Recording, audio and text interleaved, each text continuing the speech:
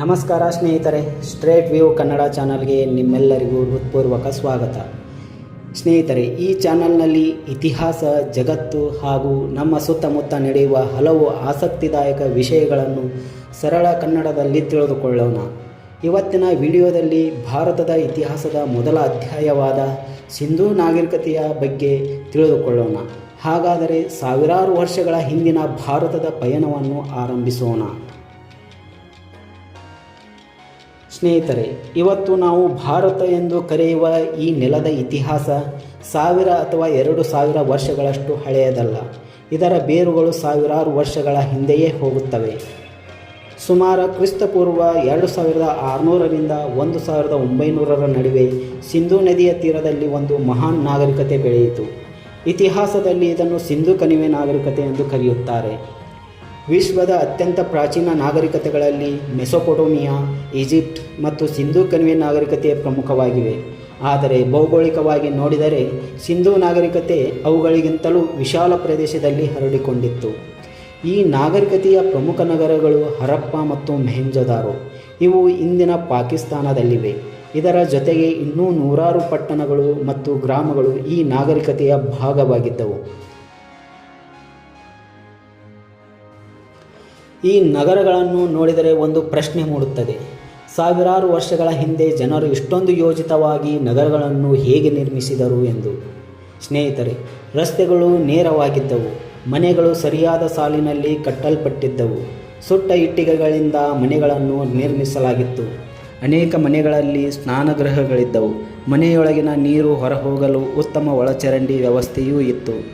ಸ್ನೇಹಿತರೆ, ಇಂದಿಗೂ ಅನೇಕ ನಗರಗಳು ಸ್ವಚ್ಛತೆ ಸಮಸ್ಯೆ ಎದುರಿಸುತ್ತಿವೆ. ಆದರೆ ಅಷ್ಟು ಹಿಂದೆಯೇ ಜನರು ಇಂತಹ ವ್ಯವಸ್ಥೆ ಮಾಡಿಕೊಂಡಿದ್ದರು ಎಂಬುದು ಅವರ ಜ್ಞಾನ ಮತ್ತು ಯೋಜನಾ ಸಾಮರ್ಥ್ಯವನ್ನು ತೋರಿಸುತ್ತದೆ.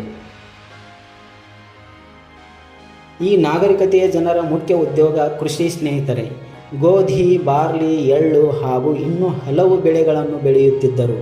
ಸಿಂಧೂ ನದಿಯ ನೀರನ್ನು ಬಳಸಿಕೊಂಡು ಕೃಷಿ ಮಾಡುತ್ತಿದ್ದರು. ಅವರು ಎತ್ತು, ಎಮ್ಮೆ, ಕುರಿ, ಮೇಕೆ ಮತ್ತು ಇತರ ಸಾಕು ಪ್ರಾಣಿಗಳನ್ನು ಸಾಕುತ್ತಿದ್ದರು. ಕೃಷಿ ಮತ್ತು ಪಶುಸಂಗೋಪನೆ ಅವರ ಜೀವನದ ಮುಖ್ಯ ಆಧಾರವಾಗಿತ್ತು. ಸ್ನೇಹಿತರೆ, ಕೃಷಿಯ ಜೊತೆಗೆ ವ್ಯಾಪಾರವು ಉತ್ತಮ ಮಟ್ಟದಲ್ಲಿ ಬೆಳೆಯಿತು. ಆ ಕಾಲದಲ್ಲೇ ಸಿಂಧೂ ನಾಗರಿಕತೆಯ ಜನರು ದೂರದ ಮೆಸೊಪೊಟೋಮಿಯಾ ಪ್ರದೇಶದೊಂದಿಗೆ ವ್ಯಾಪಾರ ನಡೆಸುತ್ತಿದ್ದರು ಎಂದು ಪುರಾತತ್ವ ಸಂಶೋಧನೆಗಳು ತಿಳಿಸುತ್ತವೆ.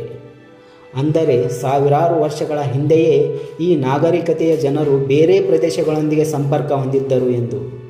ಅವರು ತಾಮ್ರ ಮತ್ತು ಕಂಚಿನಿಂದ ವಿವಿಧ ಉಪಕರಣಗಳನ್ನು ತಯಾರಿಸುತ್ತಿದ್ದರು.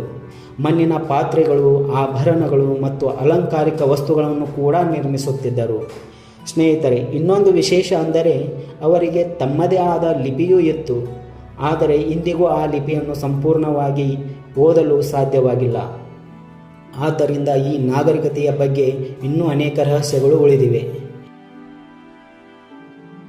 ಈ ನಾಗರಿಕತೆಯ ಜನರು ಯಾವ ರೀತಿಯ ಆಡಳಿತದಲ್ಲಿ ಬದುಕುತ್ತಿದ್ದರು, ಅವರ ರಾಜರು ಯಾರು, ಸಮಾಜ ಹೇಗೆ ಸಂಘಟಿತವಾಗಿತ್ತು ಎಂಬ ಪ್ರಶ್ನೆಗಳಿಗೆ ಇನ್ನೂ ಸ್ಪಷ್ಟ ಉತ್ತರ ಸಿಕ್ಕಿಲ್ಲ. ಸ್ನೇಹಿತರೆ, ಆದರೆ ಅವರ ಯೋಜಿತ ನಗರಗಳು ಸ್ವಚ್ಛತೆ, ವ್ಯಾಪಾರ ಮತ್ತು ಉತ್ತಮ ಜೀವನ ಶೈಲಿಯನ್ನು ಹೊಂದಿದ್ದರು ಎಂಬುದಕ್ಕೆ ಸಾಕಷ್ಟು ಪುರಾವೆಗಳು ಸಿಕ್ಕಿವೆ.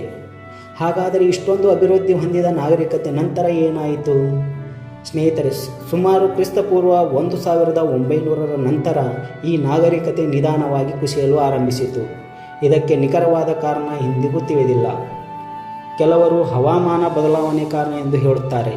ಇನ್ನು ಕೆಲವರು ನದಿಯ ದಿಕ್ಕು ಬದಲಾಗಿದ್ದು ಕಾರಣ ಎಂದು ಅಭಿಪ್ರಾಯಪಡುತ್ತಾರೆ. ಮತ್ತೆ ಕೆಲವರು ಹಲವು ಕಾರಣಗಳು ಒಂದೇ ಸಮಯದಲ್ಲಿ ಸಂಭವಿಸಿದ್ದರಿಂದ ಈ ನಾಗರಿಕತೆ ಕುಸಿಯಿತು ಎಂದು ಹೇಳುತ್ತಾರೆ. ಯಾವ ಕಾರಣವಾಗಿದ್ದರೂ ಈ ನಾಗರಿಕತೆಯ ನಗರಗಳು ನಿಧಾನವಾಗಿ ಖಾಲಿಯಾಗತೊಡಗಿದವು. ಆದರೆ ಅವರ ಜೀವನ ಶೈಲಿ, ಕಲೆ, ಕರಕುಶಲ ಮತ್ತು ಸಂಸ್ಕೃತಿಯ ಕೆಲವು ಅಂಶಗಳು ನಂತರದ ಭಾರತೀಯ ಸಮಾಜದ ಮೇಲೂ ಪ್ರಭಾವ ಬೀರಿವೆ ಎಂದು ಅನೇಕ ಇತಿಹಾಸಕಾರರು ಅಭಿಪ್ರಾಯಪಡುತ್ತಾರೆ. ಸ್ನೇಹಿತರೆ, ಇತಿಹಾಸವನ್ನು ತಿಳಿದುಕೊಳ್ಳುವುದು ಎಂದರೆ ಕೇವಲ ಹಳೆಯ ಘಟನೆಗಳನ್ನು ನೆನಪಿಸಿಕೊಳ್ಳುವುದು ಅಲ್ಲ, ನಮ್ಮ ಬೇರುಗಳನ್ನು ತಿಳಿದುಕೊಳ್ಳುವುದು. ಸಾವಿರಾರು ವರ್ಷಗಳ ಹಿಂದೆ ಈ ನೆಲದಲ್ಲಿ ಬದುಕಿದ ಜನರ ಸಾಧನೆಗಳನ್ನು ಅರ್ಥ ಮಾಡಿಕೊಳ್ಳುವುದು.